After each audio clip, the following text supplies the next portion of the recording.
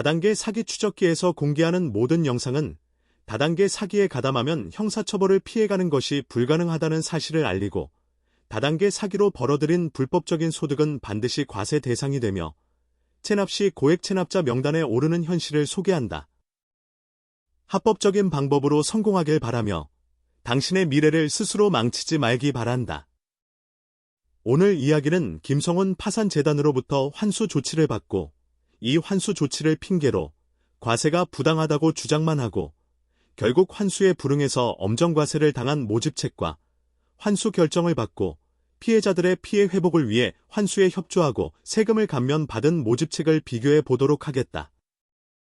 한 명은 드림지점의 본부장이고 다른 한 명은 중앙지점의 본부장이다.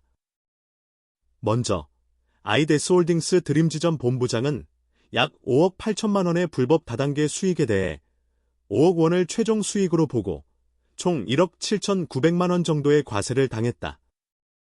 이 본부장의 시부인표를 보면 2억 9,400만 원 정도를 채권 신고하였고 전액 채무부존재로 이의당했다. 이 본부장의 환수 금액을 보면 약 5억 3,700만 원이다. 드림지점의 본부장은 체납 건수 2건, 총 체납액 2,100만 원의 지방소득세를 납부하지 않아서 지방세 체납자로 명단이 공개되었다. 국세청의 고액 체납자 명단에는 아직 확인되지 않는다. 명단 공개 대상이 체납 발생일로부터 1년이 지난 국세가 2억 원 이상이기 때문에 1억 7,900만 원을 과세당한 드림지점 본부장은 제외된 것으로 보인다. 국세의 10%가 지방세임을 감안하면 대부분의 국세를 아직 납부하지 않은 것으로 짐작할 수 있다. 드림지점 본부장은 김성훈 파산재단으로부터 환수 조치를 당하여 쟁점 수당을 반환하여야 할 의무가 생겼기 때문에 과세는 부당하다고 주장하였으나 수당을 반환하지 않았다는 사실이 들통나서 고지한 대로 과세당했다. 다음은 피해자들의 피해 회복을 위해 환수에 협조하고 과세 대상 금액을 감면받은 중앙지점 본부장의 판결문을 보자. 조세심판 판결문에는 지점명과 과세 대상 금액, 과세 금액 등이 공개되지 않았다. 청구인이 아이데스홀딩스 본부장이었다는 사실과 2014년부터 2016년 사이 투자유치 수당을 받았고 이에 대하여 종합소득세를 결정 고지하였다는 사실, 그리고 청구인이 이에 불복해서 2022년 4월 27일 이의 신청을 거쳐 2022년 10월 13일 심판 청구를 제기한 사실을 알 수 있다. 심판 내용을 살펴보면 처분청이 확보한 배당 및 수당 자료를 청구인에게 제시하자 청구인은 본인 명의로 수취한 금원 중 본인의 투자 금액에 대한 이자를 제외한 나머지 금액은 투자자, 배당 및 수당 자료의 피해자에게 모두 지급했다고 소명했다. 조사 시작부터 구라를 친다. 피라미드 다단계 사기 구조에서 내 밑에 깔아놓은 투자자들의 투자금에 따른 내 수당을 왜 다시 피해자들에게 지급하나? 이럴 거면 다단계 사기 회사의 본부장은 뭐하러 하냐? 처분청은 청구인의 주장에 대해 지급 사실을 확인할 수 있는 거래 내역의 제출을 요구하였으나 청구인은 거래 내역을 제출하지 못했다.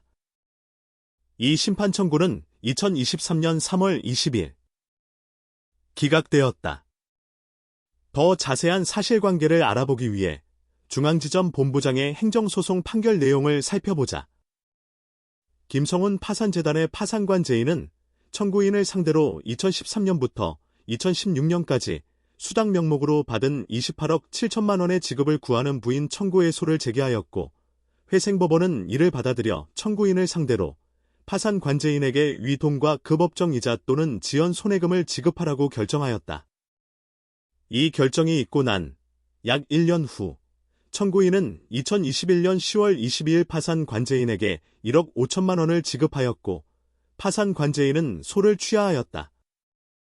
처분청은 청구인에게 지급된 수당 약 29억 원 중 위 합의금 1억 5천만 원을 제외한 27억 6천만 원을 청구인의 소득으로 보고 2022년 3월 11일 약 13억 원의 소득세 부과를 결정하였다.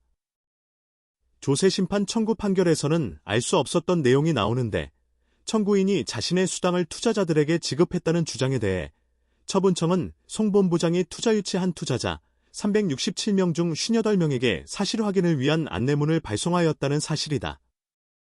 피해자들 대부분은 회신이 없었고 일부 회신한 경우에도 수령 사실을 부인하였다. 다단계 사기 가담자들은 이 부분을 참고하기 바란다. 불법 부당 수익에 대한 과세의 국세청은 이만큼 진심으로 조사한다.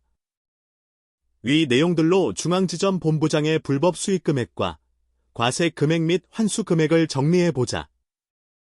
중앙지점 송 본부장은 약 29억 원의 불법 다단계 수익을 얻었다. 과세 금액은 약 13억 원이다. 김성훈 파산재단이 환수를 요구한 금액은 약 2억 8천만 원이다. 송 본부장은 김성훈 파산재단과 1억 5천만 원의 합의를 하였고 행정소송을 거치면서 많은 금액의 과세를 피할 수 있었다. 10억대 세금을 내야 할 처지에서 피해자들의 피해 회복을 위한 환수 조치에 1억 5천만 원을 협조한 덕분에 큰 금액의 세금을 감면받았다.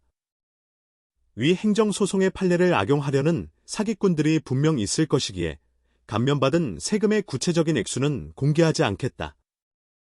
하지만 피해자들의 피해 회복을 위해 환수 조치에 적극적으로 응하고 이를 과세관청에 제출하면 세금을 감면받을 수 있다. 이 사례를 통해서 다단계 사기꾼들이 파산재단의 환수 조치에 대해 옳은 선택을 하기 바란다. 다음 시간에는 아이데스 홀딩스 모집책 중에 최대 피해금을 발생시킨 도무스 지점장의 이야기를 하겠다. 참고로 이자의 은닉재산을 신고하면 최소 12억 원의 포상금을 받을 수 있다.